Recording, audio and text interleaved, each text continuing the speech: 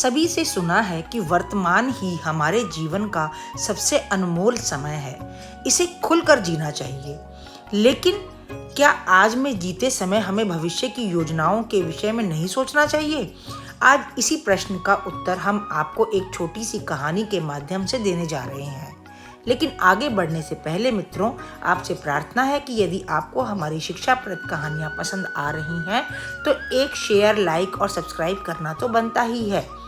तो मित्रों, बढ़ते हैं कहानी में। एक बार की बात है, एक बड़े ही सुंदर खेत में एक टिड्डा रहता था। वह टिड्डा बड़ा ही मनमौजी किस्म का था।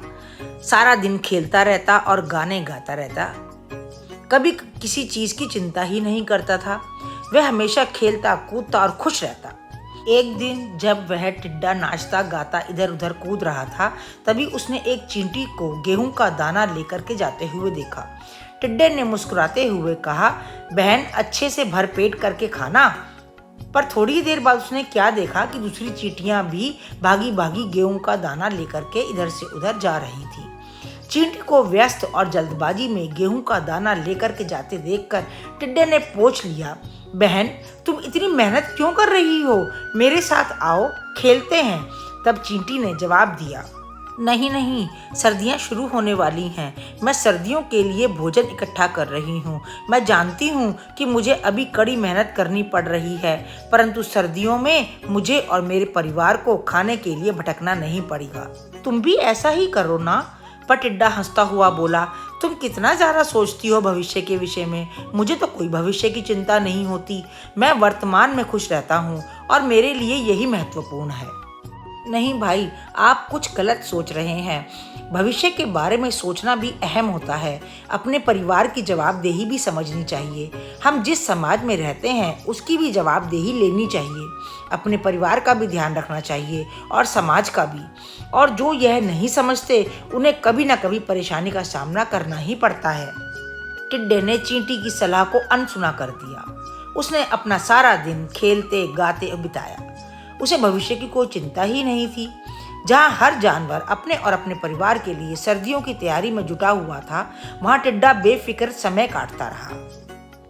ऐसे ही मौज मस्ती में धीरे धीरे समय बीतता गया और अब दिन ठंडे होने लग गए थे। भोजन की उपलब्धता भी कम होने लगी थी। टिड्डा अब भी केवल आज के खाने के बारे में ही सोचता था। जैसे ही आज के खाने की समस्या समाप्त होती, वैसे ही वह फिर से मनमौजी हो जाता। अब जैसे ही सर्दियों का प्रकोप बढ़ा, टिड्डे को भूख की चिंता सताने लगी।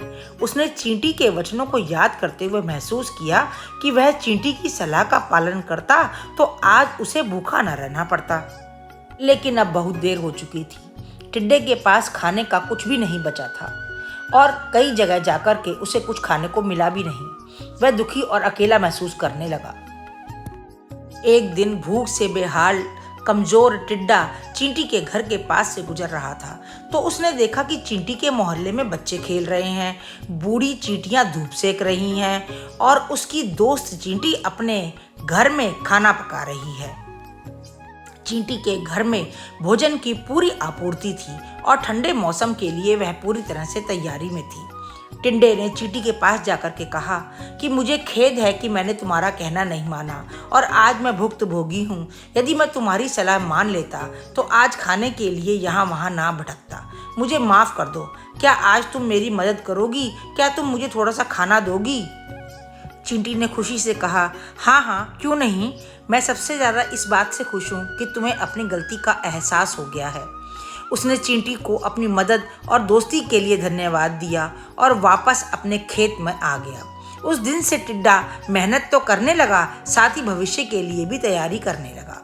उसने सीख लिया कि सफल जीवन के लिए जिम्मेदारी लेना और मुश्किल समय के लिए तैयार रहना जिंदगी के लिए बहुत ही महत्वपूर्ण है। मित्रों, इस कहानी के माध्यम से हमने जान लिया कि जिस तरह खुशहाल और सफल जीवन के लिए कड़ी मेहनत और जिम्मेदारी महत्वपूर्ण है, उसी तरह वर्तमान के साथ साथ भविष्य के लिए योजना बनाना और उसके लिए तैयार रहना भी उतना ही आवश्यक है। तो मित्रों, आज की कहानी आपको कैसी लगी मुझे कमेंट बॉक्स में कमेंट करके जरूर बताइएगा और इसे अपने परिवार और मित्रों के बीच में शेयर करना बिल्कुल ना भूलिएगा। तो मिलते हैं अगले व्लॉग में, तब तक के लिए राम राम।